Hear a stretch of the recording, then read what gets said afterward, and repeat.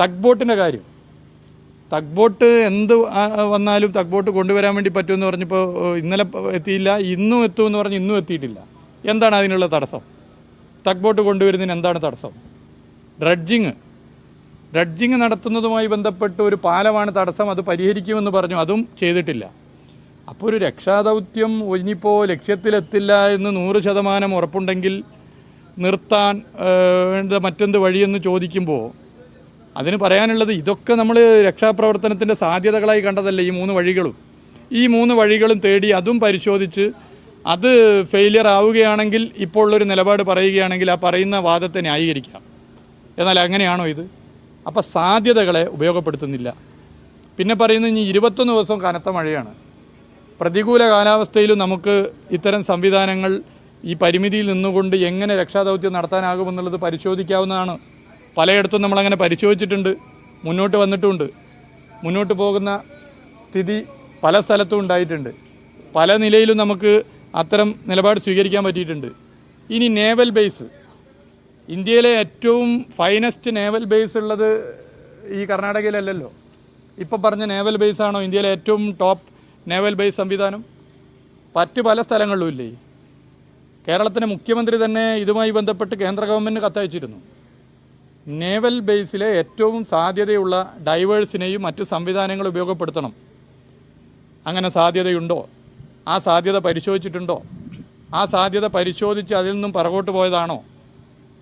അല്ലെങ്കിൽ ഇന്ത്യയിലെ ഏറ്റവും വലിയ നേവൽ സാധ്യതയുള്ള ബേസാണ് ഇതൊന്നും അതിൻ്റെ ഭാഗമായിട്ടാണ് ഈ കാര്യങ്ങൾ ചെയ്തതെന്ന് പറയാൻ വേണ്ടി പറ്റുമോ? ഇപ്പോൾ എന്തുകൊണ്ട് അത് പരിശോധിക്കുന്നില്ല? അപ്പോൾ ഇനിയും ഒരുപാട് സാധ്യതകളുണ്ട്. ആ സാധ്യതകൾ പരിശോധിക്കാതെ ഇങ്ങനെ നിർത്തിവെക്കുന്ന നിലപാട് എന്ന് ഇപ്പോൾ ഇവിടെ MLA പ്രഖ്യാപിച്ചതിൽ നിന്ന് പുറകോട്ട് പോകാൻ കർണാടക ഗവൺമെൻറ് തയ്യാറാകണം. ഇത് ദൗർഭാഗ്യകരമാണ്.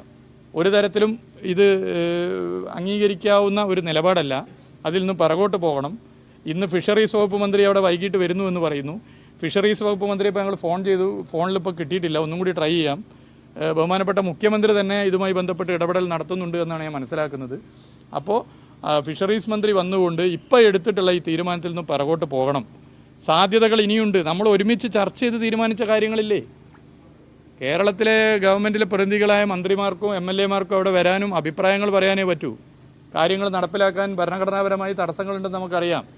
എന്നാൽ വളരെ പോസിറ്റീവായി എല്ലാവരും ചർച്ച ചെയ്ത് എടുത്ത തീരുമാനമുണ്ടല്ലോ. ആ തീരുമാനത്തോടെ എല്ലാവരും യോജിച്ചല്ലേ? ആ യോജിച്ചെടുത്ത തീരുമാനം 3 എണ്ണമാണിപ്പോൾ തീരുമാനിച്ച് നടപ്പിലാക്കാതെ പോകുന്നത്.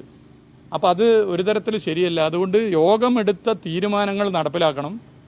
യോഗമെടുത്ത തീരുമാനങ്ങൾ നടപ്പിലാക്കുന്ന പോലെ തന്നെ അവിടെ ഇതൊക്കെ ഏകോപിപ്പിക്കാനും ഇടപെടാനുള്ള സംവിധാനങ്ങൾ ഒരുക്കി മുന്നോട്ട് പോകണം. ഇപ്പോൾ പറഞ്ഞിട്ടുള്ള കാര്യം ദൗർഭാഗ്യകരമാണ്. അതിൽ നിന്നും കർണാടക ഗവൺമെൻറ് പിറകോട്ട് പോകണമെന്ന് അഭ്യർത്ഥിക്കുകയാണ്.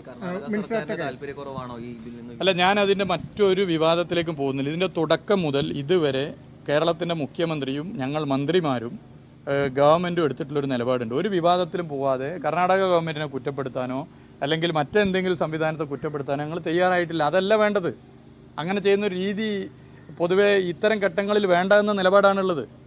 അത് പരമാവധി ആ നിലയിൽ തന്നെ ഇടപെട്ട് സഹകരിച്ച് അവിടെ ഇതുമായി ബന്ധപ്പെട്ട് കഠിനാധ്വാനം ചെയ്തവരുണ്ട്. അവരെല്ലാം അംഗീകരിക്കുകയാണ്.